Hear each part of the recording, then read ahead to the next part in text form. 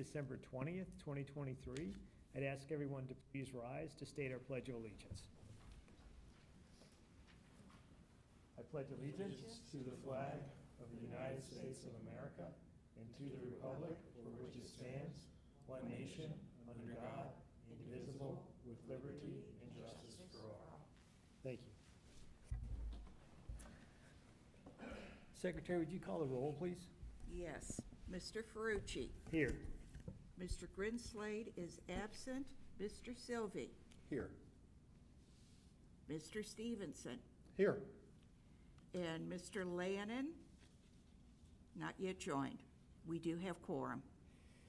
Ladies and gentlemen, we have a quorum, and what that means is we're able to conduct business this evening.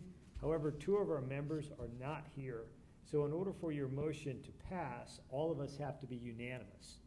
What we've done in the past from a procedural standpoint is allow those who wish to not come before us this evening, because you'll have to be unanimous to pass, an automatic extension until next month.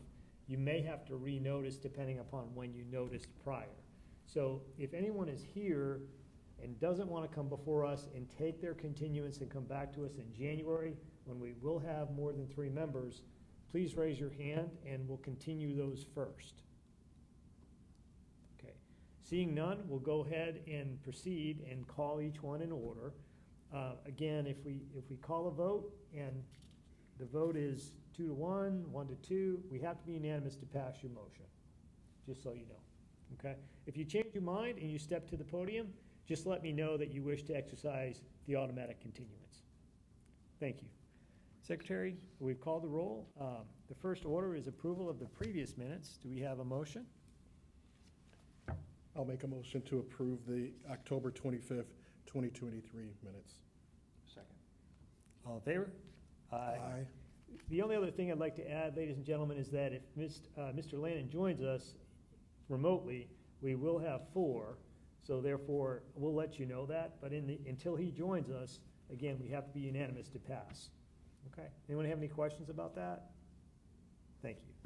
Our first order of business is Big Coffee and other retail lot size variances. This is case number VA 23-30. The request is consideration of a development standards variance from sections 3.3.2B of the city's Unified Development Ordinance to reduce the minimum required lot area from 1 acre to 0.7 acres for a lot split for the development of a new Big Coffee location. Our petitioner is Logan Stevens. Would the petitioner please step to the podium?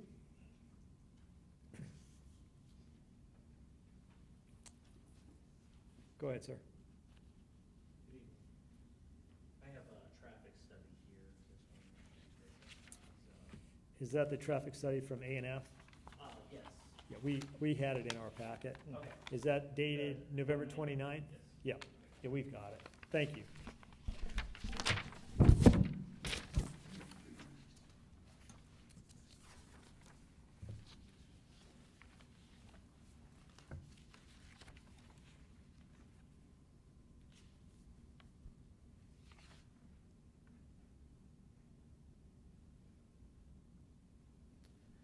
All right, good evening. My name is Logan Stevens. I'm here on behalf of the applicant, BMW LLC, and with the consent of the owner of the property, GBW LLC. We're here this evening on a continuance from the October BZA hearing for a Big Coffee and retail location located at 10404 Oleo Road, which is in the southeast section of the city of Fishers. Currently, we are requesting a variance from the 1 acre requirement for C2 zoning. C2 zoning is established to provide for the development of commercial and frequently used businesses associated with the shopping, service, and family needs of adjacent or local residential areas. The C2 district is intended to provide for the establishment of smaller shops or stores serving a localized area. Furthermore, this area is designated as a neighborhood service center in compliance with the 2040 master plan. Neighborhood service center is intended to provide daily retail uses, personal services, and community gathering space for the convenience of neighborhoods in which they are located.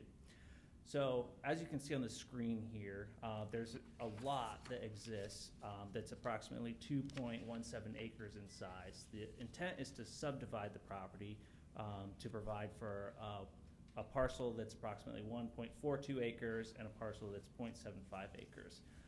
Currently, the owner is going to sell the property that's 0.75 acres to the buyer who intends to establish the Bigby and the retail or the Bigby Coffee in the retail location.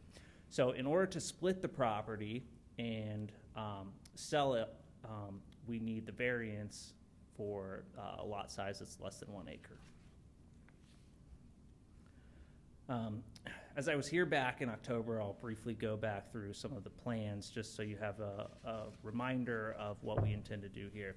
As you can see, on the left side, there's the Bigby Coffee, and then their drive-through comes around to the south and goes between the 3 retail locations. Here's a general idea of what the aesthetics of the Bigby Coffee is going to look like. Obviously, that doesn't depict the 3 retail locations. All that is still in the works, and we'll have to have all that approved at a later date, but we're just not at that stage at this point in time, and we haven't had a chance to have those prepared given where we're at. This kind of shows you what the building is going to look like. Essentially, you have the 3 retail to the left, the drive-through with an overhang, and then the Bigby Coffee. So it'll essentially look like one singular building. As you can see here, I circled on a paint system where the location is. That area is mostly residential, with that area being C2. The next commercial area is located to the northwest, and that's almost 2 linear miles away. So we're pretty limited in space in this area as to like where we can develop. So going back to why we asked for a continuance, at the October hearing, there was a lot of concern over the traffic on 104th Street turning into the access road in order to get to the Bigby Coffee and the retail. During that period of the continuance, the city contracted out and obtained the traffic study. So we believe this represents an independent, neutral third party. And the conclusion of the traffic study shows that no left turn treatment is required and that there's going to be no interference or traffic concerns as a result of this development. Specifically, as you can see at the top of the 3rd paragraph, it says, a field review of the driveway with respect to the number of existing gaps in the westbound stream of traffic along 104th Street revealed that there are significant gaps to allow left turning movements from 104th Street to occur without causing a significant delay to eastbound traffic on 104th Street. And then concluding in the letter, it establishes that based on the additional information obtained in the field and with the recommended width access point implemented, it is A&F's engineering's opinion that the existing access point along 104th Street will operate in an efficient manner and no left turn treatment is recommended at this time. Therefore, we believe that the proposed project doesn't present a traffic concern along 104th Street. Furthermore, I wanted to discuss the fact that granting this variance wouldn't be unique with respect to the lot size. I did a search on the county's or the city's website and found 41 parcels zoned C2, 13 of which are all less than 1 acre. So that represents almost or more than 30% of the properties that are zoned C2 are less than the required lot size. And so granting the variance isn't going to be a significant deviation from what has occurred in the past. Additionally, on many of those properties that are zoned less than 1 acre and have commercial buildings on them, many of those buildings are 5,000 to 7,000 square feet in size. Our proposed project is only 3,800 square feet, and so generally a smaller building for a smaller lot size. Moving on, in addition to the traffic concerns, since the October hearing, we've also had some additional concerns raised, most of which have come from the Weatherstone Homeowners Association, which, I reached out to the planning department. I received the Weatherstone HOA's email address. I tried to reach out to them. I tried to schedule a meeting to talk about some of these issues, to try to address them before this meeting. I didn't receive any response. I can provide that email to the planning staff if requested. Some of the other issues are generally boiled down to the size, the density, and still there are concerns over traffic, but many of these issues are not ripe for the current stage, or their opinions and not necessarily facts that we're dealing with. One of the first issues that is raised is that there are multiple buildings on the site. We have the 3 retail locations that are grouped together, and then we have the separate Big B Coffee with the drive-through running through. So I wanted to address that because it's not prohibited to have that layout at the site under the development ordinance. Second, the overhang is provided to make it look like it's all one singular building.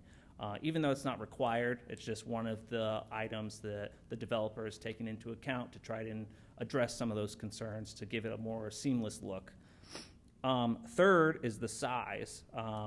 Even though there are multiple buildings, it's still only 3,800 square feet in total, which is significantly smaller than many of the other properties that are located in areas zone C2.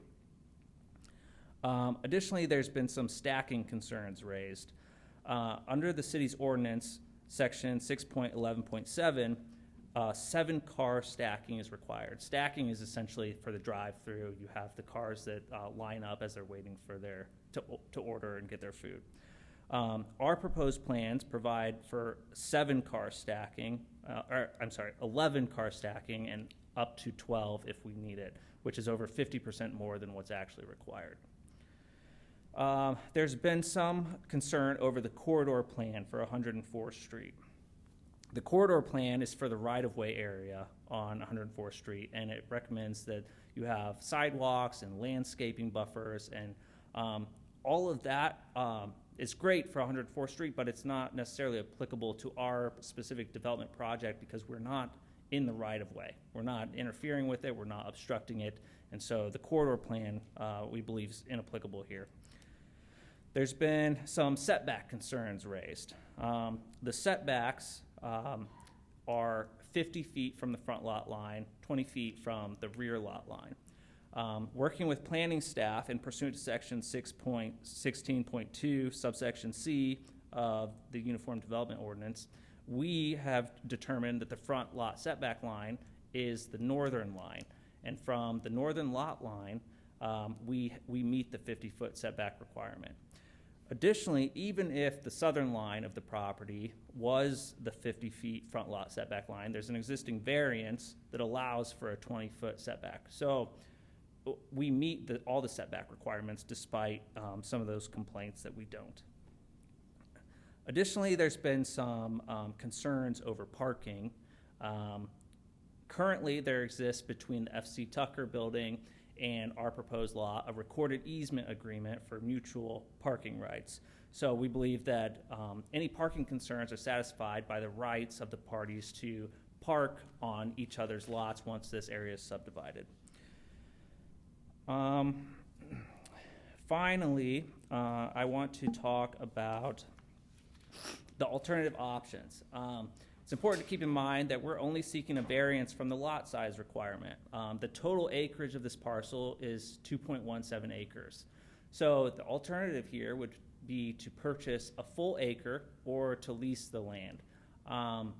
Here, a lot of the complaints are density and traffic, and from my point of view, granting the variance means there's going to be a smaller lot. It means there's going to be a smaller development. So it seems beneficial that we pursue the variance route, rather than buying a full acre and with the potential to have a bigger development that we wouldn't need to be before the BZA for approval for. So in sum, we believe this is beneficial for the city of Fishers, and we believe that the plan complies with the requirements of the ordinance and the variances necessary for this development to move forward. Any Thank you, questions? Mr. Stevens. We'll call you back up after staff. Okay, thank Okay. you. Staff?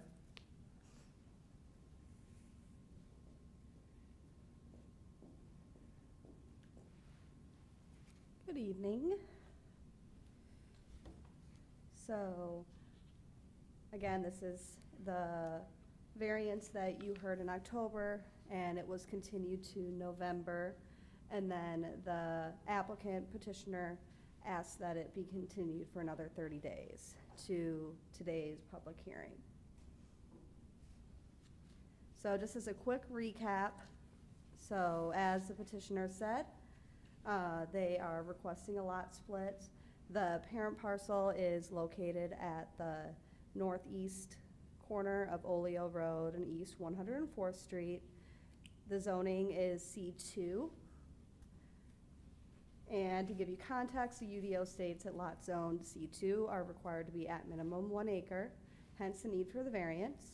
And as you can see here, the red line depicts where the lot split is approximately going to go. So again, this is the proposed site plan. And as I said in October, the Big B is going to be 1,215 square feet, and the other retail is 2,586 square feet, approximately.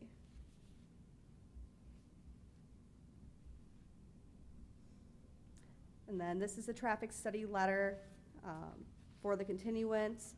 You asked that a traffic study be conducted, so the city hired a third party, A&F Engineering, and just to quickly recap, essentially the drive aisle needs to be increased from 24 feet to 36 feet, and the third party, based on their research, the traffic is not enough for the need to be a left turn treatment.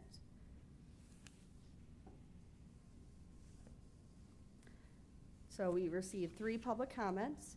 One was by phone from Rosalinda Tepner at 10541 Stonegate Drive. So her property is at number 1 on the screen, and she'll discuss more of her comments during the public comment period. And then Derek Lawless at 13954 Hawkstone Drive emailed. His comments include traffic concerns at the corner of Saddlestone Drive and East 104th Street. He thinks that the street is already overwhelmed and that the traffic discourages people from walking in that area. And then he also requests a traffic study during the peak school times in the morning and afternoon. And he believes a coffee shop is going to be a net negative to the area, and that the retail will cause a negative perception of the neighborhood and decrease property values. And then Scott Frankowski at 10506 Saddlestone Drive explained that growth should be appropriate, executed correctly, as opposed to what is going on now, and that the traffic, again, makes it unsafe for pedestrians and only increases the current congestion from the existing retail, the school, and the daycare. And then, so staff has no recommendation. Should the board approve this petition, staff recommends it is done with the condition that the variance was recorded on the property with the county. Do you have any questions for staff? Members of the board, do we have questions for staff? Not at this time, no. I want to make one note on the traffic study that they both kind of talked about.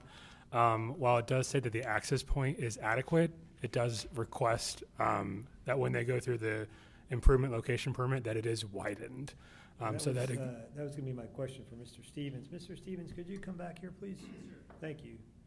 So the traffic study that's dated November 29th makes a recommendation that the existing driveway should be widened to 36 feet from 24. Yes. You saw that? Yes. Is that something that you're gonna work on in the improvement location permit, Ross? That's when it would come up, and that would likely have been the same recommendation from engineering, whether it's the turn aisles or just a widening of that intersection. I think a lot of people had a concern about the existing one, and so A&F we would have advised at that time during construction, and likely would have given us the same solution. But you guys just sped it up a little bit. Do you have a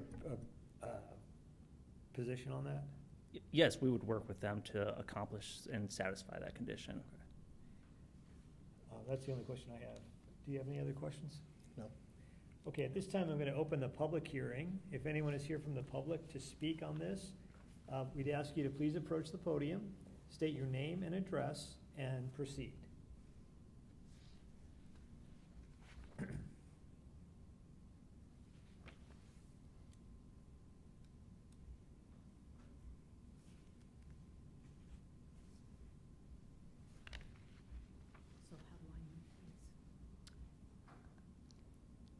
So I'll go ahead and lower this because I'm short. My name's Rosalinda Tepner. I live at 10541 Stonegate Drive. I'm representing myself, but I'm also representing the Weatherstone Homeowners Association. I'm currently serving as the president of the Weatherstone Homeowners Association. I actually prepared some slides, and I appreciated Mr. Stevens, you looking at what has been done in the past, and I think consistency with the past is very important. And I too would ask that we have consistency.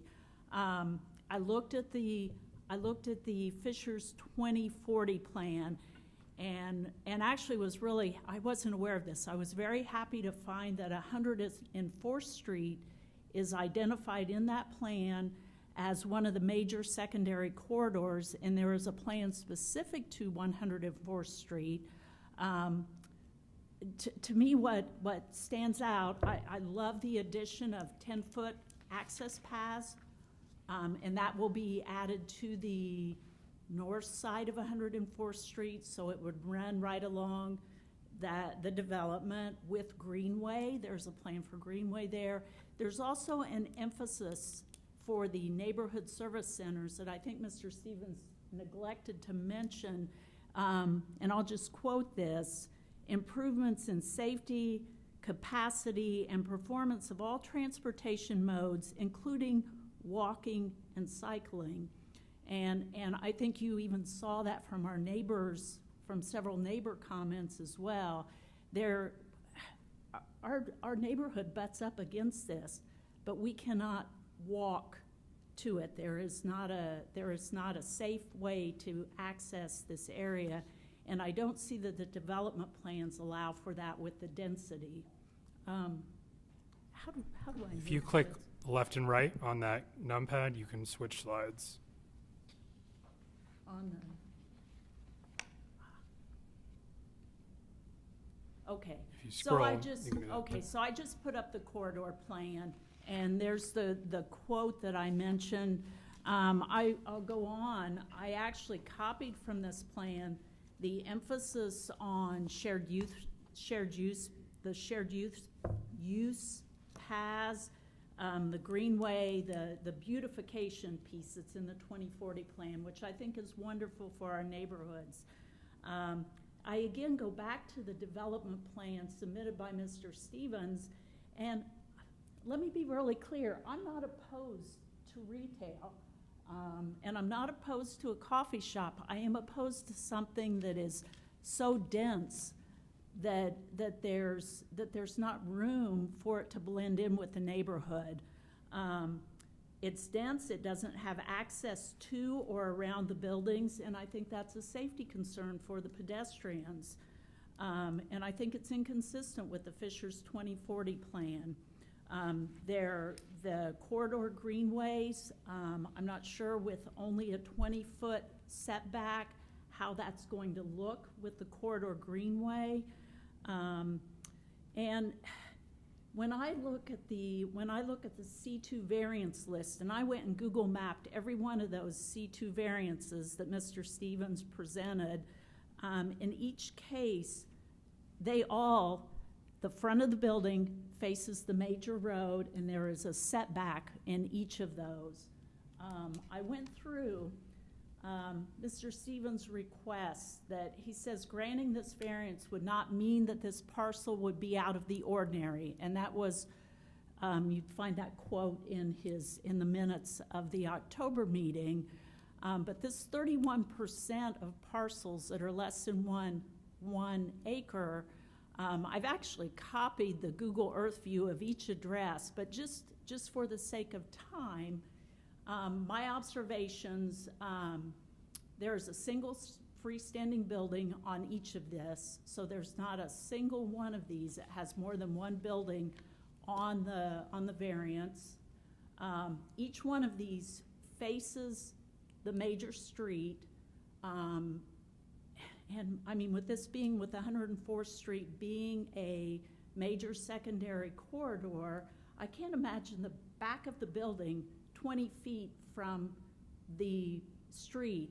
And I know the address is given as Oleo Road, but if you look at the property plot map, none of this property is adjacent to Oleo Road. It's not visible from Oleo Road. Tucker sits there.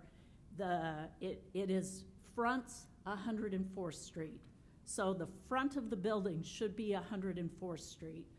And I think this 20-foot buffer for the front of the street on a major secondary corridor is not consistent with the beautification and the appearance we want in Fishers. And then parking and sidewalks on each of those variances, when I look at them, I see sidewalks, I see ample parking around the buildings. It's either too deep, or in many cases, there's parking on all four sides of the buildings.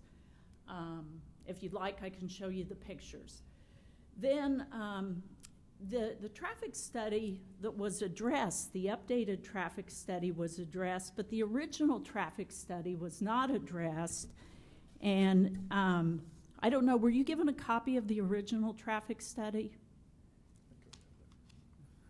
I don't believe so. Engineering asked for a revised one, and that's what was presented tonight to you. So the revised study addressed the original study, asked for a left-hand turn lane, and the revised study addressed that left-hand turn lane for eastbound traffic. The original study, and I don't know if you can read what's highlighted in yellow, says, this is the original traffic study. It says, as currently planned, the coffee shop will be providing 11 drive-through storage spaces. The experts say you need approximately 12 to 16. Now, granted, this traffic will not be onto 104th Street. It will flow into the Geist Shops, the private property that's next to it, so they would overflow into other property. The way the plan is presented, there is no way for that traffic to go anywhere up other than to impede the traffic that would be in the Geist Shops area, impede the traffic that's coming through to the daycare. So at the original meeting, Geist Shop had submitted comments saying that this development does not have adequate parking, and I think this original study reinforces the Geist Shop claim that the parking is inadequate, and I think this also raises safety issues for pedestrians and bicyclists. Let me go on and get and then here's a picture. Here's just, so this is 116th Street and Cumberland Road. You have a fair amount of retail here, but you have 3 different variances, and you'll just notice in this picture that each of those is a single building. You'll also notice that on the road that goes through there are sidewalks, which would be my request so for this access road, my request would be that we have sidewalks, that we take into account. Neighbors want to be able to walk to something like this, to safely walk to something like this. So I can show you the other pictures if you want, or I can end if you like. My request is, I think this plan is is too dense. I would ask that you do not approve it as presented. I'm happy for the developer to come back, and I would ask for sidewalks. I'd ask for ample parking. I would ask for something that fits with the 2040 plan from a visual perspective and taking into account the greenway and what people will be seeing from 104th Street. So thank you for your consideration. Thank you, ma'am. Anyone else here from the public to speak to this? Good evening. I'm a little taller, so I'll adjust. For the record, my name is Robert Worsler. My office address is 4525 East 82nd Street, Indianapolis 46250. I am the landowner, the developer of this project. First, to address her concern, I'm not sure we're here talking about the actual physical plan. We're talking about a variance for a lot split. The way we got here is when we zoned this, I believe it was back in 2010, the original contemplated development was for that F.C. Tucker Company office that's there. We still own the ground. We ground leased to them. Tucker does not own that building. And then the rest of that plan, as projected, was to do a smaller building that was actually at one point in time supposed to be a coffee-oriented bakery. That plan, the Weatherston neighbors actually supported that. They asked us for coffee back in that day. So here we are. The issue, I'm not sure that we'd even be here other than it's less than 1 acre. If I were to build the building, the coffee and the small shops for them, if I was to ground lease them the ground and then let them build it on top of it, we wouldn't be here right now, correct? We wouldn't be having this conversation.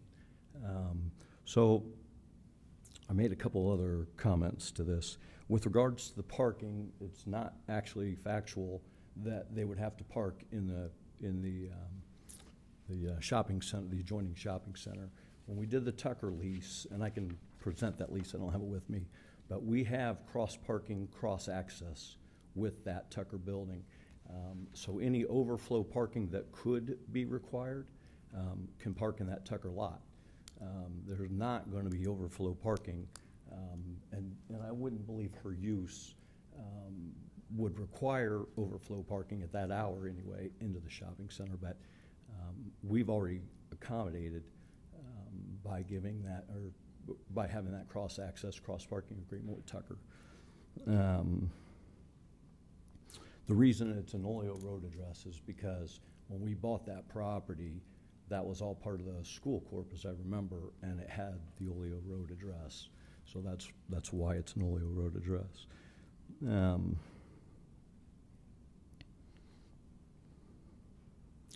I think pretty much that's the comments that I have. Do you have any comments, questions, concerns for me? Board members? I guess a clarifying question, Mr. Worsler.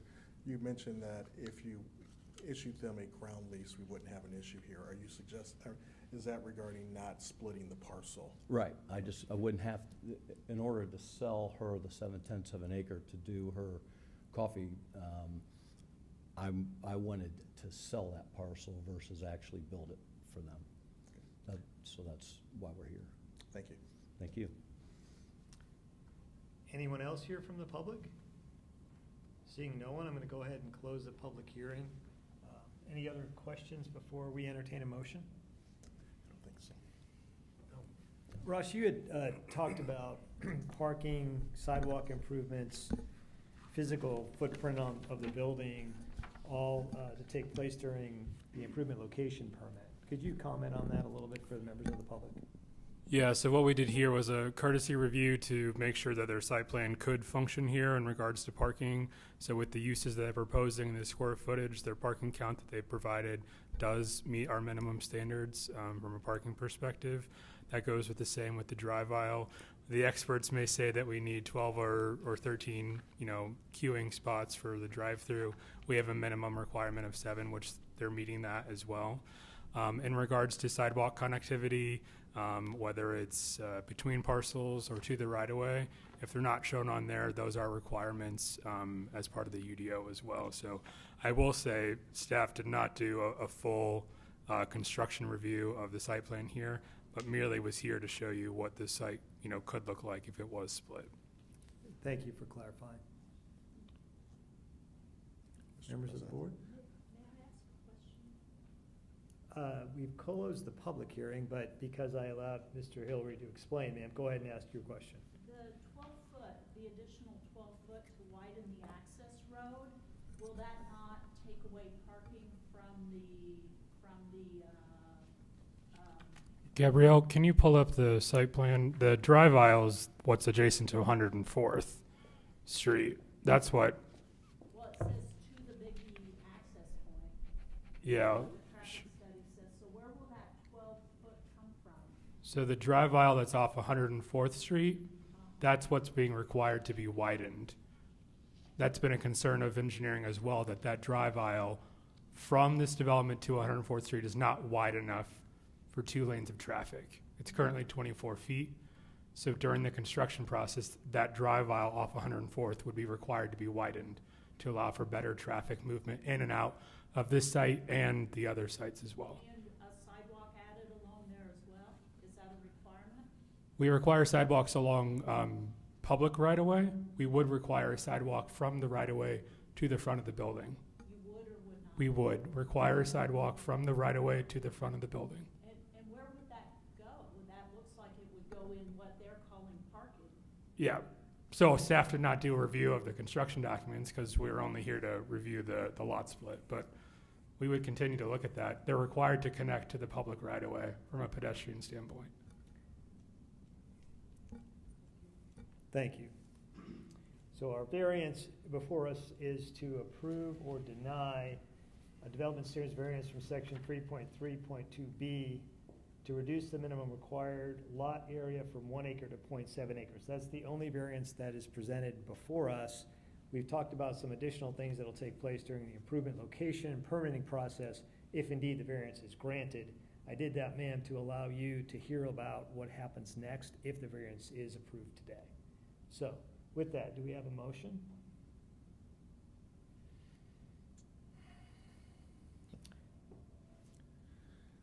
I guess for the staff, is Mr. Lannon on with us, or is it just the 3 of us? We just have 3, so it has to be unanimous. Sure.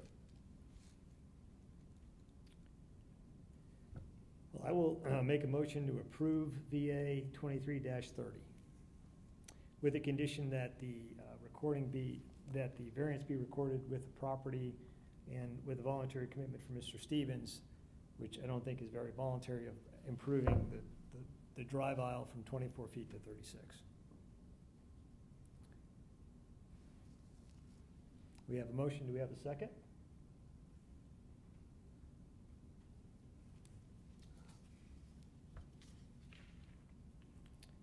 We have no second, so we will not have a vote.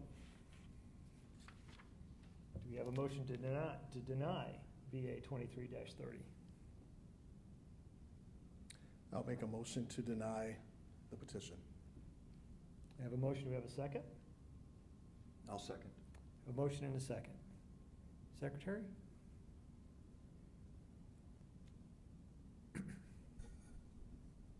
Mr. Sylvie, Yes to deny. Mr. Stevenson, Yes. Mr. Ferrucci. No to deny. So the motion does not pass, and there's no approval because we're not unanimous. It's as if the motion is denied. Thank you. Variance fails. Our next order of business is VA 23-31. Consideration of a development standards variance from section 2, development standards, the grand subdivision of the Boulders PUD to allow a side yard setback of 5 feet from 10 feet and an aggregate setback of 36 feet from 40 feet. Our petitioner is Delaney McNichols, and the property address is 15584 Provincial Lane. And we have Mike McGuigan here, which is a coworker of Delaney's. Okay. Just use the arrow. Okay, thank you. Could you state your name, please? Yeah, that's Mike McGuigan Thank you. with Nicholas Design Build. I'm also joined here with some of my coworkers, Delaney sitting closest, Jessica sitting next to, and John on the end. Welcome. The first thing that I want to talk about is just a little backstory about who Nicholas Design Build is and why we are here. Nicholas Design Build is a premier design build firm here in the city of Fishers. We've completed countless numbers of remodel all across Fishers and other cities. And we've gotten that way by the quality of service that we provide all the way through the design part and the production part. We also enjoy when clients bring us unique challenges or unique desires that they'd like to see within their remodel, and it's a really great process going through that design, showing them 3D renderings, all the way to making it a reality. Which brings me to why we are here. Mike and Kate Claudio that live on 15584 Provincial Lane approached Nicholas Design Build with a unique request. They come from a long outstanding basketball family, and they both played in college. They both have young children that they pursue kind of year-round in basketball. And it's grown so much that in their neighborhood, they have 10 to 12 kids constantly over at their house to play basketball. I mean, you could imagine the amount of Capri Suns you would go through given those many kids. Nevertheless, so they were looking for something that would provide them a year-round basketball facility. And that is quite the unique challenge that we were very excited to take on with them because we want to be able to deliver for them. First thing I'm going to do here is pull up some existing site conditions so you can see the exterior of the home and how the driveway comes up here. I know you can't see it great in this picture, but you can see a fence line. That fence line does go to the property line. They do have a fantastic backyard with a pool and a nice concrete pad going all the way around. You can see closer with that fence line and the driveway and the exterior part of the property. This is only for you to reference and get an understanding of your surroundings as I present what the new addition would bring. You could see the garage that is being added. This is actually an indoor basketball court. When we put together this design, the first thing that we wanted to do was we wanted to take note that the neighborhood homes and values, we wanted to positively affect them and not build a structure that would be too tall or we would be out of question for the area.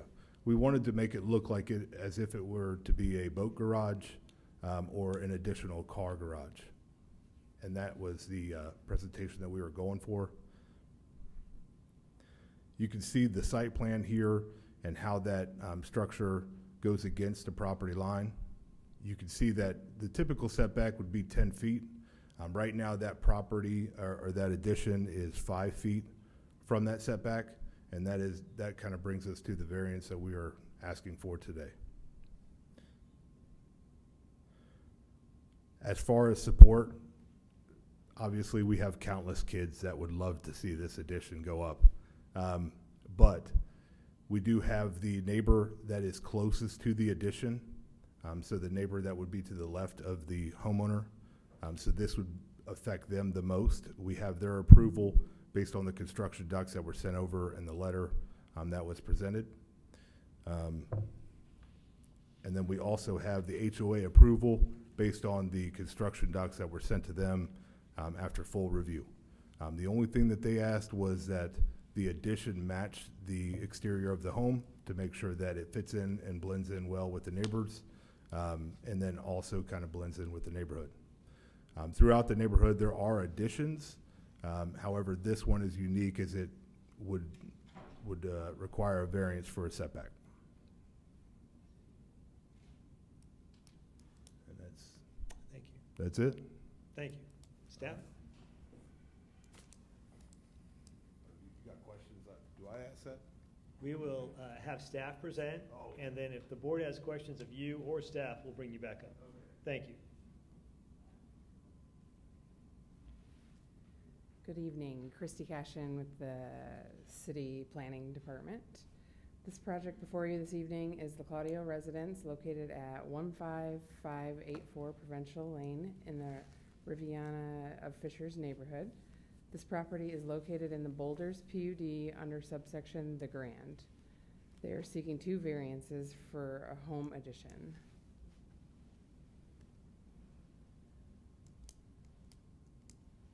The first variance is for the grand subsection of the Boulders PUD ordinance number 061807A.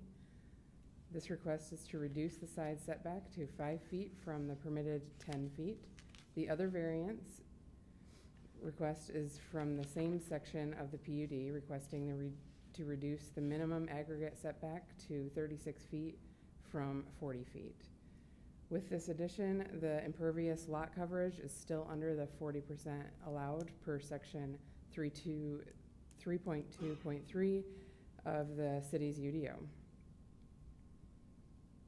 Here are a couple of images of the current conditions looking north towards the Claudio residence. The Claudio residence is on the left in this image, in both of these images. As you saw with Mike's presentation, these are the provided renderings of the home addition. The addition meets all other architectural standards within the Boulder PUD and the UDO. We received 2 letters of support for this project. Again, Mike mentioned both of these. The first one was from the adjacent neighbors at 15606 Provincial Lane. Their property will be immediately affected, and they feel that this project will positively contribute to the aesthetics and overall value of the community. The second letter was from the Armor Property Management LLC, which is the HOA for the neighborhood, and they have approved the project per the drawings submitted by Nicholas Design and Builds. Staff has no recommendation to the Board of Zoning Appeals. Should the board approve this petition, staff recommends that it is done with the condition that the approval letter and relative documents be recorded by the property with the Hamilton County Recorder's Office. Thank you. Members of the board, any questions for staff or the petitioner? No. I guess one quick question. It may have been implied in the presentation regarding the HOA suggestions. I assume the petitioner would be agreeable to. Yeah, go ahead, sir. Yeah, as far as the question, we are absolutely going to follow and make sure that they match. At this time, I'm going to open the public hearing. If anyone is here from the public to speak as to this petition, please approach the podium. Seeing none, I'll close the public hearing and entertain a motion or additional questions. I would move to approve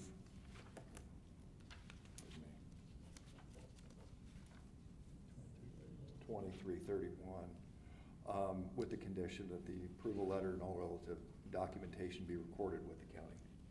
We have a motion. Do we have a second? I'll second that motion. Secretary? Mr. Sylvie, Yes. Mr. Stevenson, Yes. Mr. Ferrucci. Yes. Variance passes. Thank you, sir.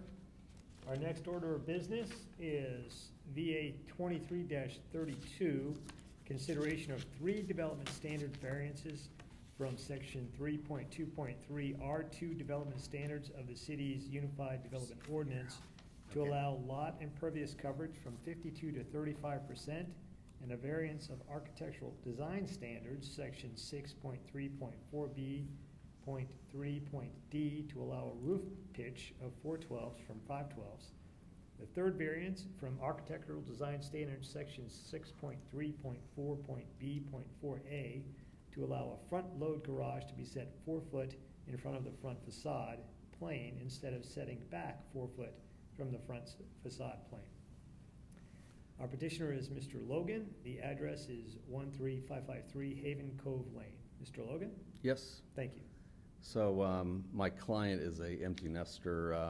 They've got 3 kids in college. Not that that really matters, but they're looking for their dream home, kind of a Florida-style project. No steps, no basement. So they have a pool planned and fire pit and all that good stuff. So we're looking for the variance of 52% impervious soil coverage versus 35. I did not draw these plans. They had the plans drawn themselves by a local draftsman. The low pitch roof is very common, 412 roof pitch. I was here a year ago to this day, I think, getting the 412 roof pitch for a house 3 doors to the right that we just closed on. So 412 roof pitch instead of 512 is very common to have flat pitch roofs, pitches in today's world. And then the third issue is a front load garage where the garage is in front of the front plane facade versus 4 feet behind. And in my slides, I can go through those. There's a house on the same street that doesn't meet that requirement. Not that it matters. I've learned over the years that just because one thing gets missed doesn't mean the next one. But I also built a home on Lake Ridge Lane that I've got in the slide. And when did the UDO come? I'm sorry, when did that start? Or has that been around forever? You can answer that right now. Yes, please. I mean, we've had the UDO for several years. Okay.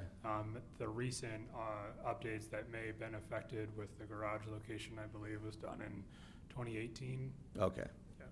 So the one in the slide here was done 14 months ago. My house was done 7 or 8 years ago that I built in Cambridge, and there's many other examples, and not sure specifically why that ordinance is in place. My guess would be that a front load garages could be considered an inexpensive way of doing something. My people, they actually, it's the look they want. That's what the front of the house is going to look like. They're spending a lot of money on garage doors and metal canopies, and it's a very unique property because out their back door is a large cove, and out their front door is the water reserve area. So they want the house to be attractive, front and back, where some people on Geist Lake don't really care what's in front of them. We have an upper veranda that will look, it's a very nice view. I've built 2 houses on the street, just 3 lots down and 4 lots down. So everyone's trying to take advantage of both of those bodies of waters instead of just what's out back, which is more normal. So that's what the front of the home, the rendering, I'm not sure they're going to do that exact colors. That's the back of the home. Very minimal steps is the plan of action. These are the actual blueprints showing the 412 roof pitch, which if any of you have been to Florida, it's kind of a common thing there to have 312, 412. They have clay tile roofs, so they can probably go down to a 212 or a 312. There's kind of the loft area that looks out to the water preservation area. It's the plot plan showing the front load garage. That's the landscape plan showing the pool deck area in the back and the drive in the front. I got 4 surrounding lot owners to sign that they were in support of the 3 variances. One of the 4 that signed is the guy that also has a front load garage that's not 4 feet behind the front planes, Mr. McCollum. He just moved into his house today on, I think, lot 448. That's his home on Haven Cove Lane. It's pretty close to this. It's kind of catty corner from the one I'm trying to get the variance on, and that's the house I built 7 or 8 years ago. Next street over, like Ross said, probably not part of the current UDO, but that house sold with no basement for $3.5 million, like in the last 6 months. So front load garages aren't necessarily considered negative by people. In fact, some people like the look. You know, that house has kind of got that low pitch roof, low pitch roof vibe and Florida kind of style.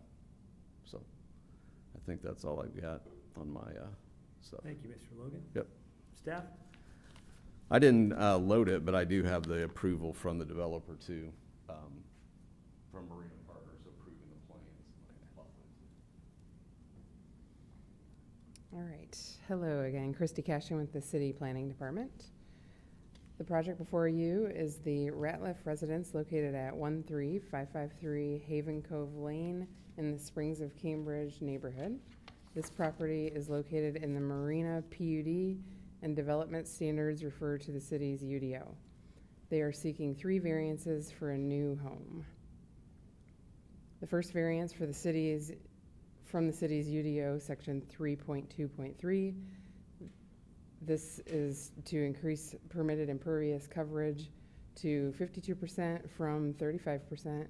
The request for 52% impervious coverage allows for future deck and pool development on the property. Here is a view of the topography map. The blue arrows on this topography map show the direction of that runoff will most likely flow. Staff discussed the proposed increase with Jason Armour of the city's stormwater engineer.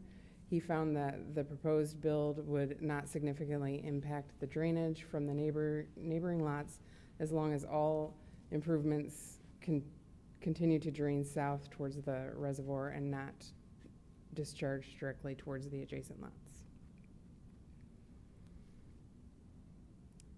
The second variance request is from the city's UDO section 6.3.4.B.3.D, requesting to allow roof pitch of 4/12 from the permitted 5/12. And you can see that here in the front elevation. You can see the lower roof.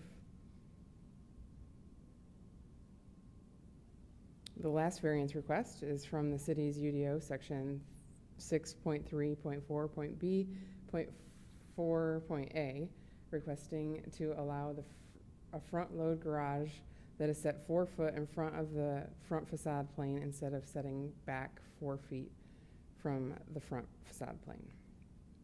As you can see from the roof plan, I pointed out where the porch is in relation to the front loaded garage. These are the current conditions of the site. Looking south at the property, you will see the neighboring home that is under construction. And in the distance, you can see homes that are across Geist Reservoir.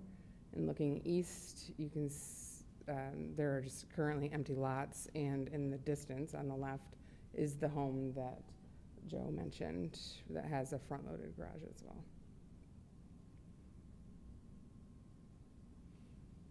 These are the elevations of the property or the proposed new home. The addition meets all other development standards within the Marina PUD and the UDO. We received 4 letters of support for this project. The letters were received by neighbors marked by numbers in this image. All letters received are in support of the 3 variances. Staff has no recommendation to the Board of Zoning Appeals. Should the board approve this petition, staff recommends it is done with the condition that the approval letter and the relative documentation be recorded on the property with the Hamilton County Recorder's Office. Thank you. Any questions? You're welcome. This time I'll open the public hearing. If anyone is here from the public to speak to this petition, please approach the podium. Seeing none, I'll close the public hearing. Mr. Logan, would you like us to take these variances one at a time or all at once? One at a time. Very good, all right. I mean, whatever's Okay. easiest for you guys. Yeah, we'll take them one at a time, just to be, you've got three rolled into one. Okay. So the first one, do we have a motion to approve or deny the variance for 3.2.3 related to impervious coverage from 52 to 35%? Yes, I'll make a motion to approve that variance with the condition that the approval letter and relative documents be recorded with the Hamilton County Recorder's Office. Do you have a second? Second. Okay. Secretary? Mr. Sylvie? Yes. Mr. Stevenson? Yes. Mr. Ferrucci? Yes. That subpart passes. The next one is to change the roof pitch from 412s to 412s from 512s. Do we have a motion? I'll make a motion once again to recommend approval of that variance request with the condition that the approval letter and other relative documents are recorded with the Hamilton County Recorder's Office. We have a motion. Do we have a second? Second. Secretary? Mr. Sylvie? Yes. Mr. Stevenson? Yes. Mr. Ferrucci? Yes, that motion that section passes as well. Thirdly, to allow a front load garage to be set 4 foot in front of the front facade instead of setting 4 foot back. Do we have a motion?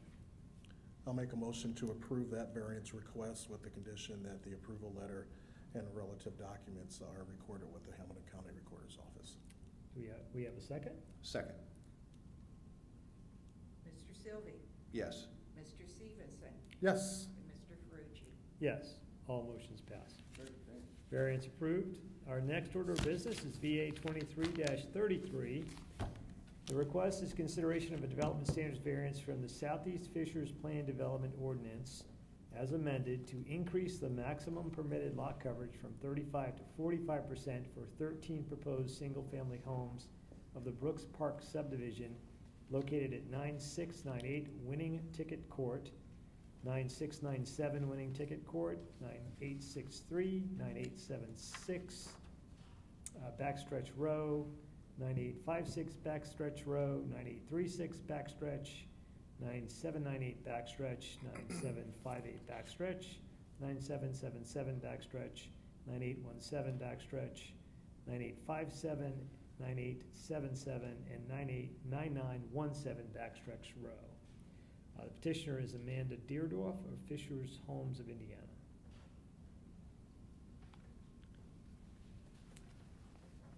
Good evening.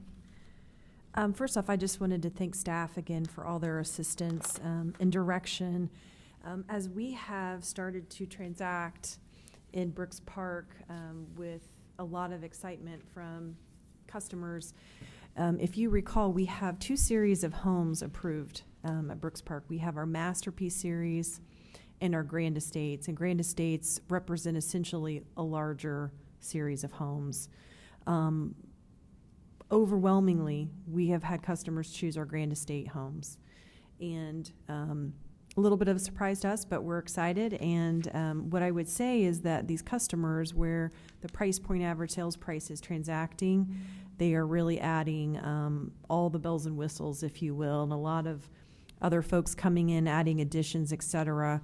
We're seeing that same appetite for customizations on our plans as well at Brooks Park. Currently, the maximum lot coverage is 35% for the PUD, which by today's standards, certainly by Grand Estate standards, is somewhat limited. Again, just to remind you, this is the section where we are finishing up Brooks Park. It's been a very successful neighborhood for the city of Fishers. These are the lots that we are contemplating this evening. Just more of an aerial view. The 3 homes that you see there are actually have long been there. Different builders built there, and then, as you all know, the neighborhood has became somewhat stagnant. The lots with the blue stars indicate the homes that we are seeking a variance on this evening. Specifically, home sites 120 and 175 were our first to go to the permitting review for the city of Fishers, and were flagged because even unbeknownst to us, we're exceeding that maximum lot coverage. This home here in particular, I wanted just to note two variances and why we're seeking this evening as just kind of a business case example, if you will. This is our Rookwood. It is a one-story home with a full finished basement, and what we're finding is that given the size of the home on the first floor, obviously they're very, very well appointed. This home in particular, we're looking at a maximum coverage here of 41.2. So we're about 6-7% over the maximum for the neighborhood. Specifically on home site 175, the contract to build folks, they did additional 4-foot width to the driveway, an extended parking pad, as well as a 14 by 14 covered patio and a 16 by 14 just concrete patio. So they're not necessarily all structural changes. I know that there's some letters and I'll let staff discuss this a little bit more, where they're concerned about the actual footprint of the home expanding. They're actually adding some things on for outdoor living, some concrete. The next example here, home site 20, this is just over at 36.9%. Those folks added a four-car garage, which does add to the front, as well as an expanded owner suite, and again, a covered patio and concrete patio. So you're getting some really nice outdoor living features on these homes, which the consumers are choosing. We are, well over 7 figures on these homes. I mean, they're very nicely appointed homes, and so customers are just seeking these things nowadays. So our request to staff as guidance on these first two was how do we manage this if we were to seek a variance for these plans, instead of coming in administratively one by one?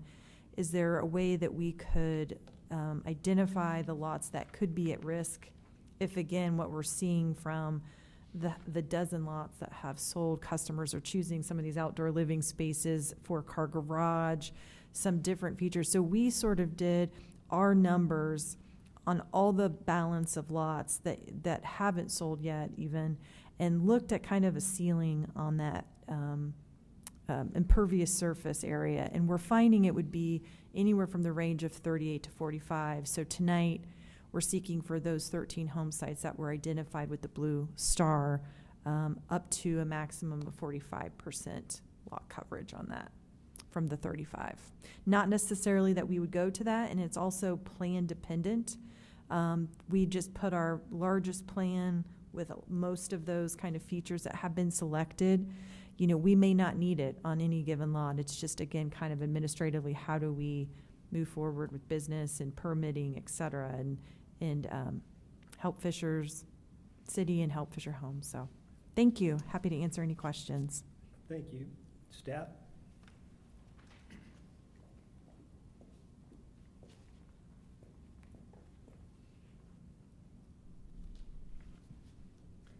Good evening again.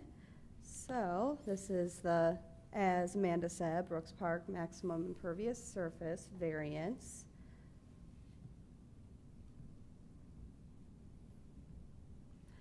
So the location of those 13 parcels that she mentioned, they're located in the Brooks Park subdivision in the southeast corner of the Southeast Fishers PUD. This part of the PUD is zoned PUD M. And roughly, if you take into account all the lot sizes of those 13 parcels, which are shaded in blue and red, and then I'll get to the distinguishing factor with those later on, it's around 4.71 acres. And so before you today is to consider a variance on these 13 homes to increase the maximum impervious surface coverage from 35% to 45%. So the blue homes are the 13, but the red ones are the only two active permits in the subdivision that have, as Amanda mentioned, are actually over the maximum impervious surface coverage. All others have been under 35%. So these addresses are 9698 Winning Ticket Court and 9836 Backstretch Row. These two proposed homes are not meeting the PUD. And as Amanda said, 9698 Winning Ticket Court has a specific percentage of 36.9%, and 9836 Backstretch Row has a specific percentage of 41.2%. The other 11 are smaller lots that will most likely exceed, but we don't know yet. So previously in August 2023, you had granted a variance on height, as Amanda said, to increase the height of 8 home elevations from 35 feet to 40 feet for 23 parcels in this subdivision. So then in the light blue arrows, it shows roughly what the direction runoff will most likely flow. Staff discussed the 2 active home permits with the city's stormwater engineer, Jason Armour. He stated he would not recommend going above 45% based on the plot plan. He does not anticipate any major issues, especially with those 2 lots. And then we received 2 public comments, both in remonstrance. So Levi Funches at 9938 King's Horse Way, labeled number 1 on the slide, commented that he's concerned that these homes will encroach on already occupied properties and that they're disproportionate in size and space compared to the other homes that are meeting development standards. And he's concerned the builders will continue asking for variances, as he knows that this is the second, and confused why this was not planned for. And then for the second remonstrance, Jamie and Nick Vladichik at 9778 Backstretch Row, and that is indicated by the number 2. Their comments include their concern homes will be built closer together than they already are, and concern about reduced privacy. So staff has no recommendation to the Board of Zoning Appeals. Should the board approve this petition, staff recommends it is done with the condition that the variance is recorded on the property with the county. Do you have any questions? Thank you. At this time, I'd open the public hearing. If anyone is here from the public to speak on this petition, please approach the podium. Seeing none, I'll close the public hearing. Members of the board, do you have any questions for the petitioner or for staff? No questions? No. Okay. Do we have a motion?